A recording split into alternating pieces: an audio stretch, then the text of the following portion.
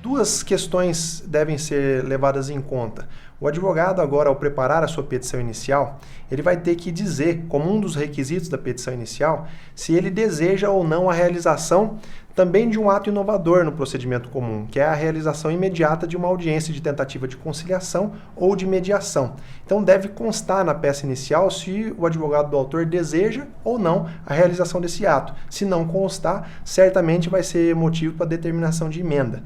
E aí entra a segunda novidade. O prazo que o juiz deve determinar para que a parte emende a petição inicial deixou de ser de 10 dias e passou a ser de 15 dias. E com um detalhe, o juiz deve especificar, deve apontar objetivamente qual é o objetivo da emenda, o que deve ser emendado. Não tem mais cabimento um despacho no sentido de que ao autor para que emende a petição inicial. O juiz deve mostrar objetivamente qual o que é que tem que ser emendado.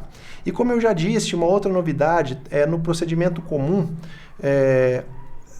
todo processo, ou a grande maioria deles, aliás, vai ser obrigatória a realização de uma audiência inicial, de tentativa de conciliação ou de mediação. Quando que essa audiência não vai acontecer?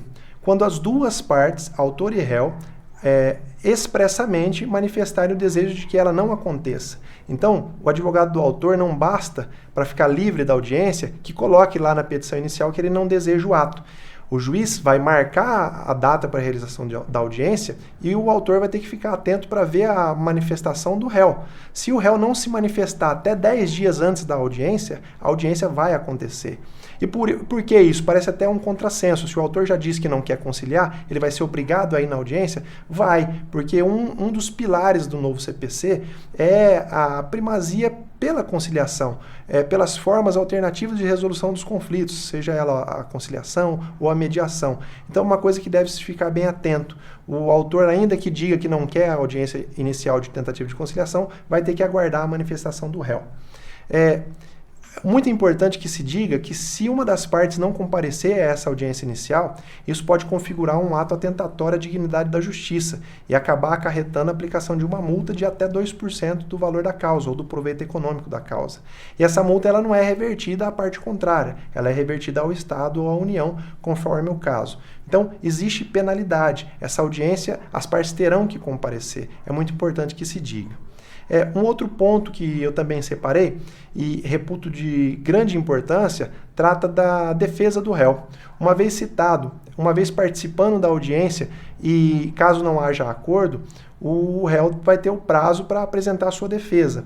E houve uma mudança substancial no teor, no formato da defesa do réu.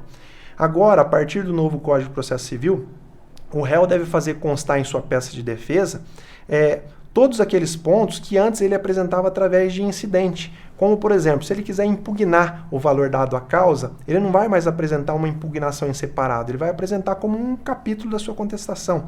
A mesma coisa vale para impugnação ao pedido de justiça gratuita, não vai ser mais através do incidente, mas um mero parágrafo dentro da contestação. E o mesmo sentido vale a reconvenção. Aquele réu que, além de se defender, também quer contra-atacar, ele não vai precisar apresentar uma peça separada. O teor da reconvenção, ele traz ali mesmo, dentro da contestação, como se fosse um capítulo dela. E, dando sequência ao processo, como nós falamos da petição inicial e da defesa do réu, é possível agora, como uma novidade do novo Código, do CPC de 2015, o julgamento parcial do mérito.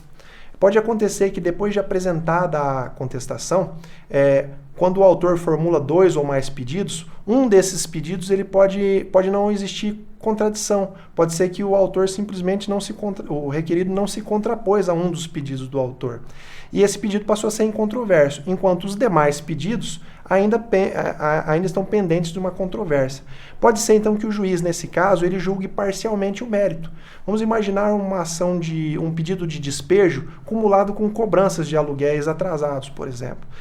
Se o requerido nada falar a respeito do despejo, se esse ponto não se tornar controvertido, ele só apresentar controvérsia no que diz respeito aos valores cobrados, aos aluguéis atrasados, o juiz pode dar uma sentença parcial. Acolhe, julga o procedente o pedido de despejo, determina o despejo do réu e o processo seguirá para apreciação dos pontos controvertidos.